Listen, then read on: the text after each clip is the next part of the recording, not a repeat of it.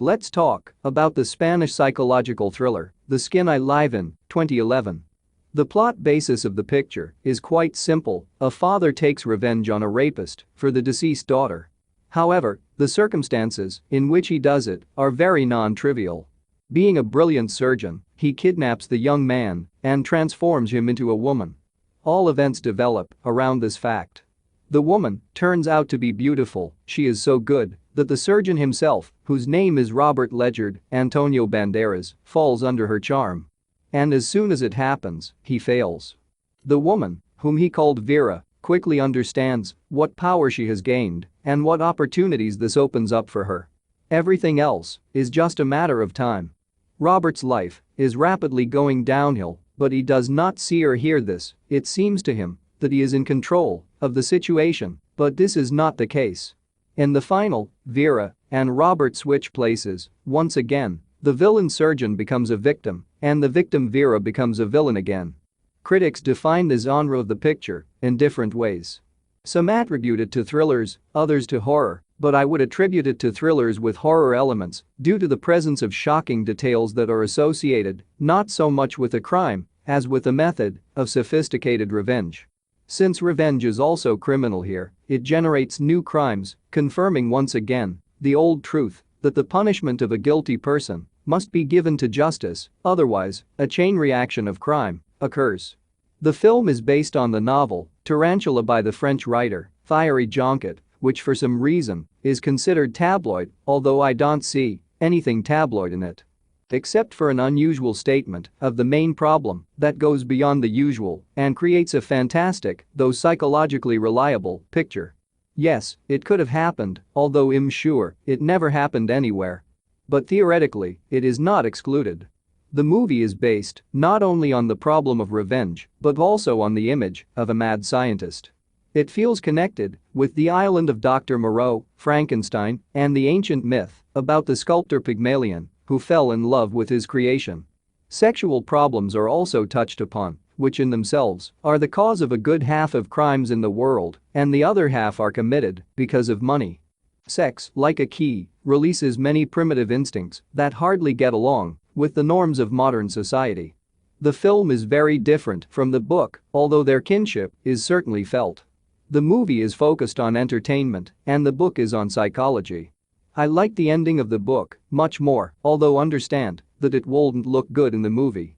But the showiness on the screen has a downside in the form of predictability of the finale.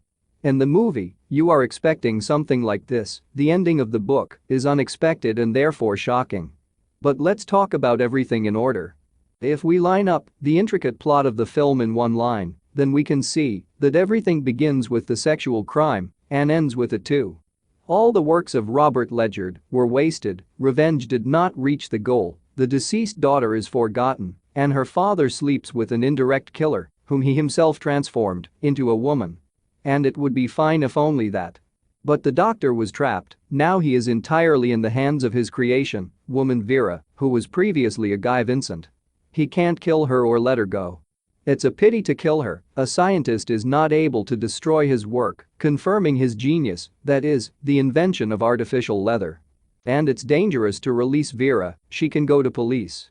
Protecting Vera from the rapist Sika, Robert commits a murder. Sika was the lover of Doctor's wife several years ago. Escaping from home with Sika, she received severe burns in automobile crash and subsequently threw herself out of the window in front of her juvenile daughter, which in turn damaged the child's psyche. Sika, who is the son of the maid Marilia, fully deserved his fate, but Robert became a murderer because of him. He couldn't turn Sika over to police, nor let him go, because that would reveal the secret of Vera.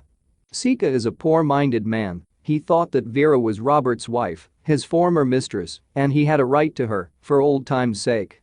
It is strange, by the way, that the wife of a beautiful, rich and successful doctor at one time was seduced by such a flawed type as Sika.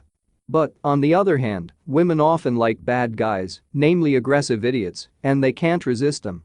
Sika, however, was only the part of the problem.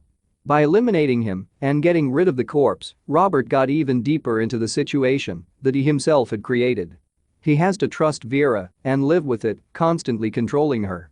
She does not realize that with the death of the surgeon, she will never become a previous young man because there are no such geniuses anymore. And she will not receive a financial compensation because there will be no one to demand from. In addition, she will have to serve time in prison, both for the first crime, attempted rape of Robert's daughter and causing her serious harm, and for the next two. But the nightmare is going to begin later. Vera will remain a man in a woman's body because the surgeon did not change her psyche.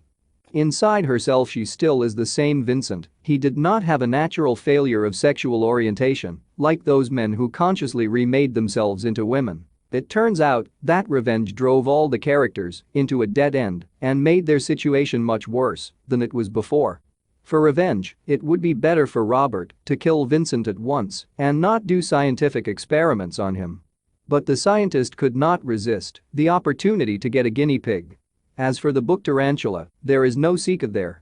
Vincent has a stupid but physically strong friend with a different name with whom they travel around the surrounding villages on holidays and rape intoxicated girls in line, which they themselves get drunk. And they get away with it. Subsequently, this friend, through a series of difficult circumstances, enters the surgeon's house and the doctor kills him. But the main thing is different. In the book, the idea of revenge is embodied more logically. The surgeon, whom Jonky calls a tarantula, makes Vera to suffer much more than he suffered himself. He forces her to engage in prostitution with perverts who cause her bodily injuries that require further treatment.